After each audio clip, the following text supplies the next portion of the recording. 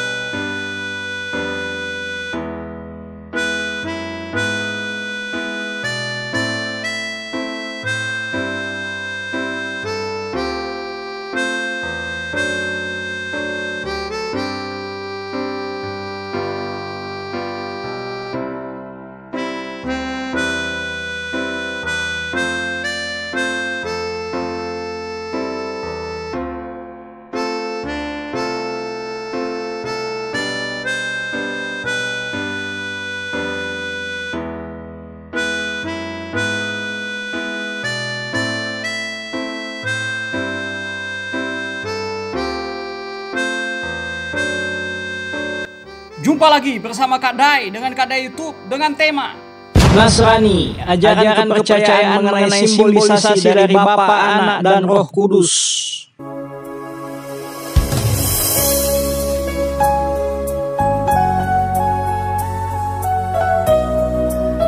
Semua ajaran Nabi Isa bin Maryam disebut dengan nama Nasrani.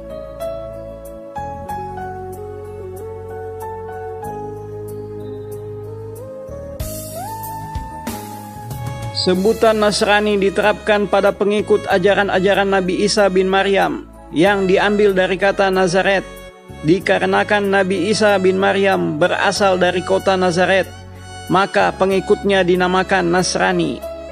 Bahasa Ibrani Nazaret atau bahasa Arab Nasara.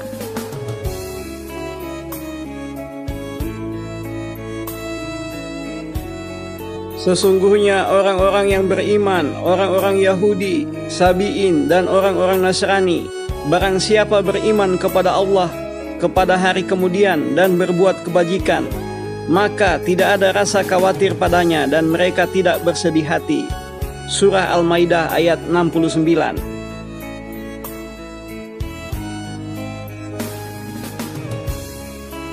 Dan di dalam Injil tertulis, telah nyata kepada kami bahwa orang ini adalah penyakit sampar, seorang yang menimbulkan kekacauan di antara semua orang Yahudi di seluruh dunia yang beradab, dan bahwa ia adalah seorang tokoh dari sekte orang Nasrani. Dari Kisah Para Rasul 24:5.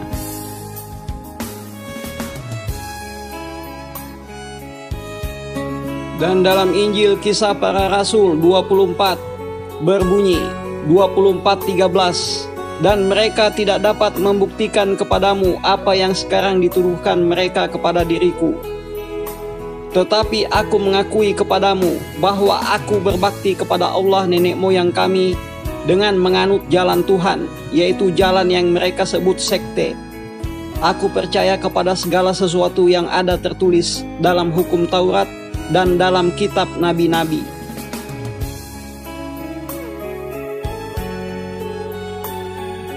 Dalam Al-Quran surah Al-Maidah ayat 73 tertulis, sesungguhnya kafirlah orang-orang yang mengatakan bahwasanya Allah salah seorang dari yang tiga, padahal sekali-sekali tidak ada Tuhan selain dari Tuhan yang esa. Jika mereka tidak berhenti dari apa yang mereka katakan itu, pasti orang-orang yang kafir di antara mereka akan ditimpa siksaan yang pedih. Jadi Nasrani menurut Kak Dai adalah suatu ajaran yang berasal dari kota Nazaret atau Nasara, yang inti dari ajaran Nasrani tersebut menyimbolkan Bapa sebagai simbol Tuhan Allah, Anak sebagai simbol umat atau penganut ajaran Nasrani, dan Roh Kudus sebagai simbol semua ajaran dari Tuhan Allah yang diimani oleh semua orang Nasrani, yang disimbolkan dengan simbol anak.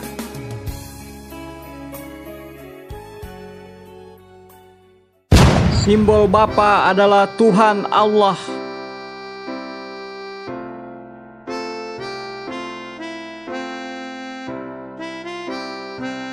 Di dalam kitab Injil Galatia 3:20 tertulis, seorang pengantara bukan hanya mewakili satu orang saja, sedangkan Allah adalah satu. Dan di dalam Efesus 4 6 tertulis, satu Allah dan Bapa dari semua, Allah yang di atas semua dan oleh semua dan di dalam semua. Dan di dalam Roma 10:1 tertulis, saudara-saudara, keinginan hatiku dan doaku kepada Tuhan ialah supaya mereka diselamatkan. Dalam Kolose 1:6, yang sudah sampai kepada kamu, Injil itu berbuah dan berkembang di seluruh dunia. Demikian juga di antara kamu sejak waktu kamu mendengarnya dan mengenal kasih karunia Allah dengan sebenarnya.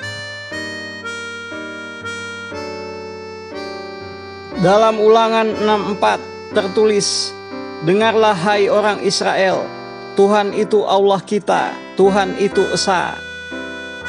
Dalam Yesaya 4:4-6, beginilah firman Tuhan, Raja dan Penebus Israel, Tuhan semesta alam, akulah yang terdahulu dan akulah yang terkemudian, tidak ada Allah selain daripadaku. Dan dalam Markus 12:29-33 tertulis, jawab Yesus, hukum yang terutama ialah, dengarlah hai orang Israel, Tuhan Allah kita, Tuhan itu Esa. Kasihilah Tuhan Allahmu dengan segenap hatimu dan dengan segenap jiwamu dan dengan segenap akal budimu dan dengan segenap kekuatanmu. Pada Markus 12:32 tertulis, lalu kata ahli Taurat itu kepada Yesus, tepat sekali guru, benar katamu itu, bahwa dia Esa dan bahwa tidak ada yang lain kecuali dia.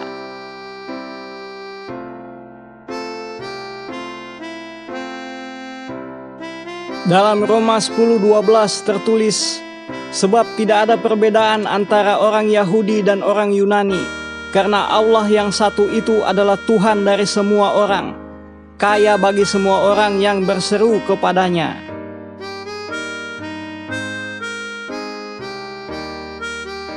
Dalam Yohanes 17:3 juga tertulis, inilah hidup yang kekal itu, yaitu bahwa mereka mengenal Engkau, satu-satunya Allah yang benar, dan mengenal Yesus Kristus yang telah Engkau utus. Dan di dalam Roma 3:29-30 tertulis, atau adakah Allah hanya Allah orang Yahudi saja? Bukankah ia juga adalah Allah bangsa-bangsa lain? Ya benar, ia juga adalah Allah bangsa-bangsa lain. Artinya, kalau ada satu Allah yang akan membenarkan baik orang-orang bersunat karena iman, maupun orang-orang tak bersunat juga karena iman.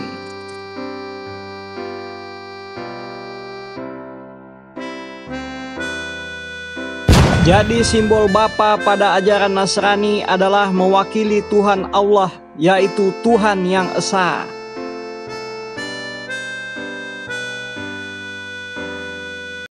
Ajaran Nasrani mengajarkan Allah itu seperti Bapa melindungi anak-anaknya.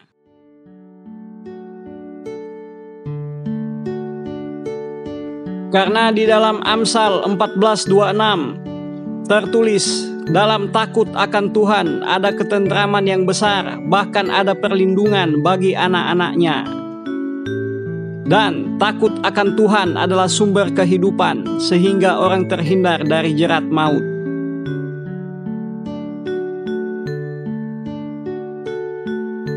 Dan dalam Mazmur 103:13 tertulis, seperti Bapa sayang kepada anak-anaknya, demikian Tuhan sayang kepada orang-orang yang takut akan Dia. Sebab Dia sendiri tahu apa kita, Dia ingat bahwa kita ini debu.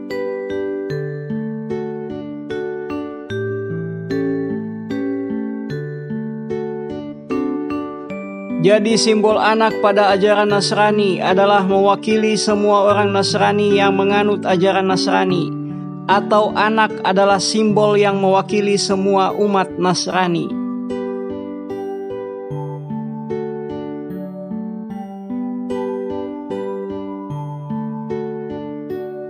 Dan simbol Roh Kudus atau Ruhul Kudus pada ajaran Nasrani adalah mewakili semua ajaran dari Bapa, yaitu Tuhan Allah, yang ajarannya tersebut diimani oleh semua umatnya, yang semua umatnya diwakili oleh simbol anak.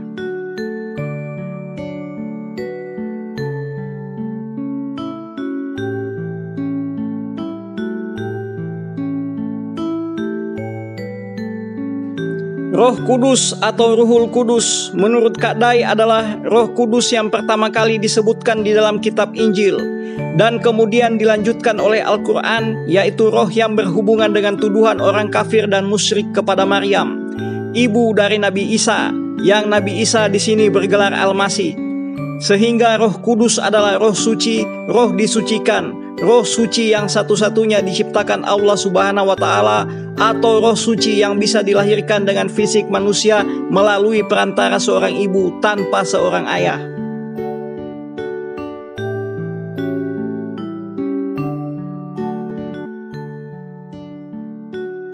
Dan ternyata di zaman Rasulullah Muhammad SAW, Ruhul Kudus pernah bertemu dengan Rasulullah Muhammad SAW, yaitu pada surat An-Nahl ayat 102 yang tertulis, "Katakanlah kepada mereka, Ruh Kuduslah yang telah menurunkannya, yakni Al-Quran itu, dari sisi Rabbmu dengan benar. Lafaz bil haqi berta'aluk kepada lafaz nazallahu untuk meneguhkan hati orang-orang yang beriman dengan keimanan mereka kepada Al-Quran dan menjadi petunjuk serta kabar gembira bagi orang-orang yang berserah diri atau disebut orang-orang Muslim, dan belum tentu umatnya Nabi Muhammad SAW, yaitu orang Islam, yaitu orang yang beragama Islam. Karena orang Muslim dan orang beragama Islam adalah berbeda.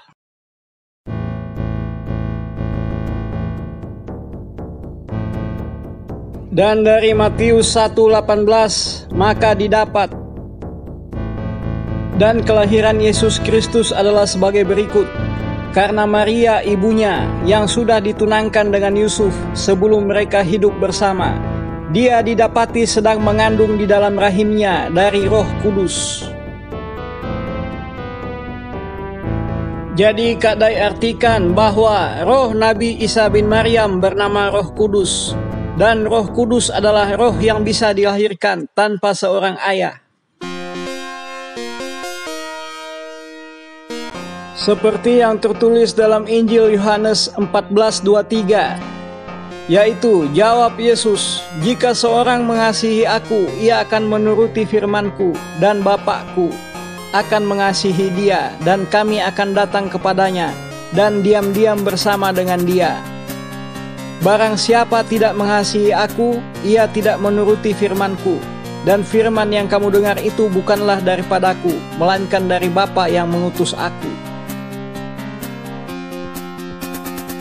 Dan ayat 14:25 berbunyi, "Semuanya itu kukatakan kepadamu selagi aku berada bersama-sama dengan kamu.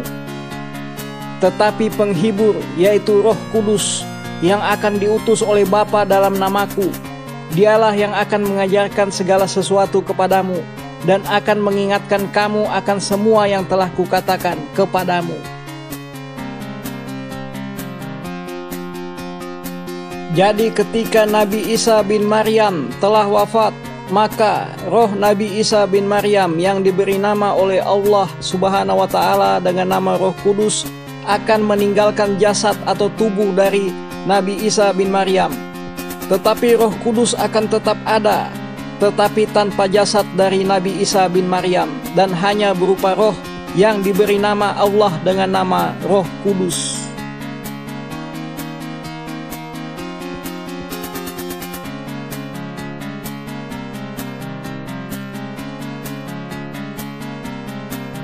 Jadi Nasrani adalah suatu ajaran dari kota Nazaret yang menyimbolkan Bapa, Anak, dan Roh Kudus, yang semua umat penganut ajaran Nasrani disebut dengan nama orang Nasrani. Jadi Nasrani adalah hanya suatu nama ajaran atau kepercayaan, dan Nasrani bukan nama suatu agama, karena tidak pernah disebutkan di dalam kitab nabi-nabi dari Allah bahwa Nasrani adalah nama suatu agama.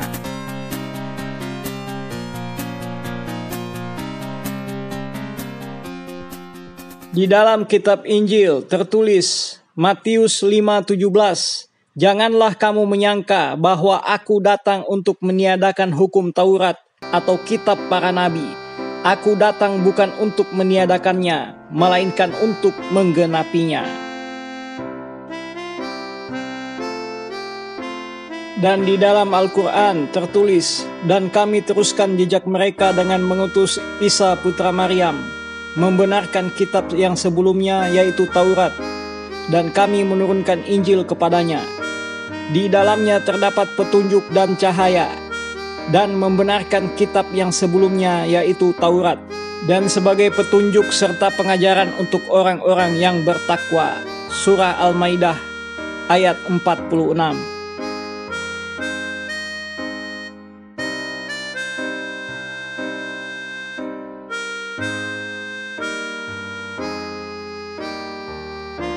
Dan dalam Al-Quran surah Al-Maidah ayat 82-83 tertulis, "Pasti akan kamu dapati orang yang paling keras permusuhannya terhadap orang-orang yang beriman, yaitu orang-orang Yahudi dan orang-orang musyrik. Dan pasti akan kamu dapati orang yang paling dekat persahabatannya dengan orang-orang yang beriman ialah orang-orang yang berkata, 'Sesungguhnya kami adalah orang Nasrani.' Yang demikian itu karena di antara mereka terdapat para pendeta dan para rahib, juga karena mereka tidak menyombongkan diri. Dan apabila mereka mendengarkan apa yang diturunkan kepada Rasul Muhammad, kamu lihat mata mereka mencucurkan air mata disebabkan kebenaran yang telah mereka ketahui dari kitab-kitab mereka sendiri. Seraya berkata, 'Ya Tuhan, kami telah beriman, maka catatlah kami bersama orang-orang yang menjadi saksi atas kebenaran Al-Quran dan kenabian Muhammad Sallallahu Alaihi Wasallam.'"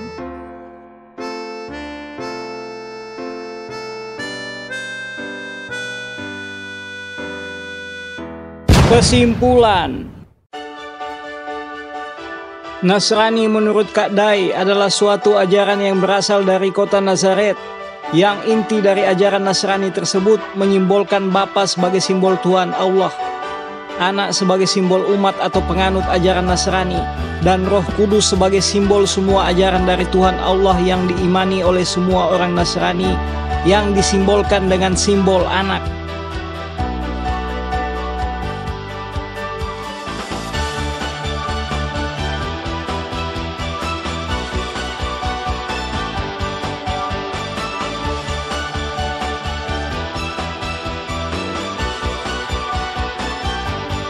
Dan Nasrani adalah hanya suatu nama ajaran atau kepercayaan, dan Nasrani bukan nama suatu agama, karena tidak pernah disebutkan di dalam kitab nabi-nabi dari Allah bahwa Nasrani adalah nama suatu agama.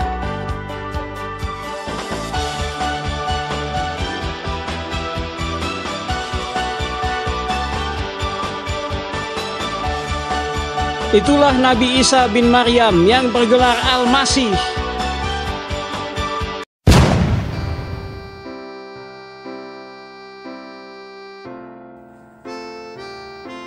Kadai hanya satu.